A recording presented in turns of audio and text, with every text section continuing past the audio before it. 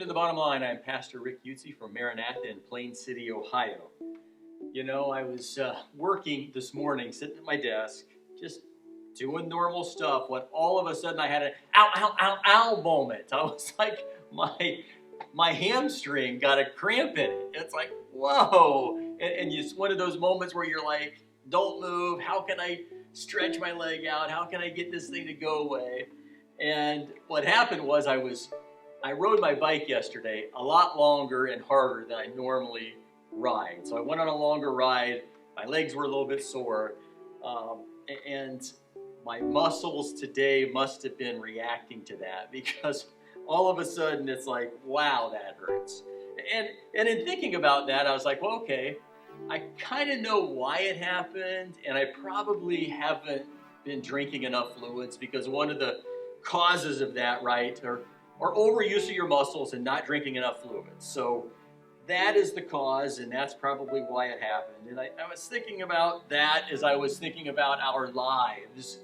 And I'm going through Galatians in our sermon series, and it says in Galatians 6, 9, and 10, it says, "Let us not get tired of doing good, for we will reap at the proper time if we don't give up." So there's these admonitions that don't get tired, don't give up in doing good. And so there must be some work involved in that, right? Because that is the admonition in one sentence, 2 warnings by Paul. Don't do that.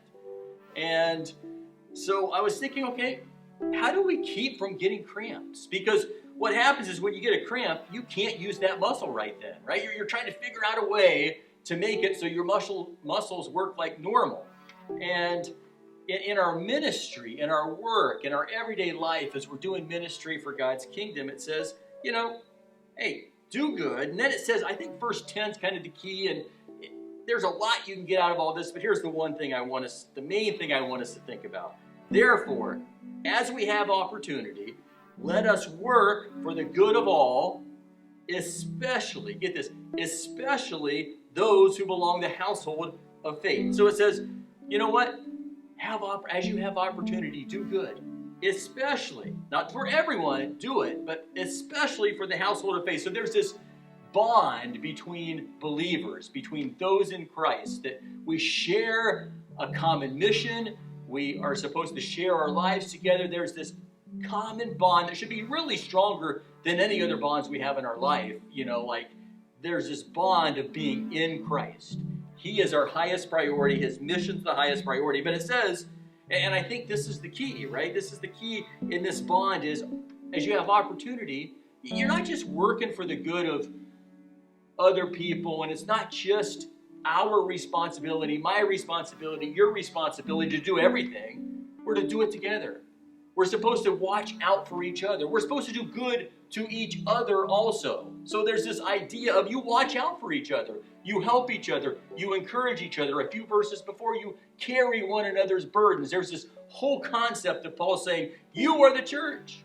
Yes, you got a great mission, but boy, if we could just love each other, we could help each other through this life. So here's the bottom line. It's that mutual cooperation for watching out for each other's good that allows us as Christian workers to be hydrated and stretched, right, appropriately so that we don't cramp and become ineffective and useless in our ministry. Thank you for watching, and I'll see you next time on The Bottom Line.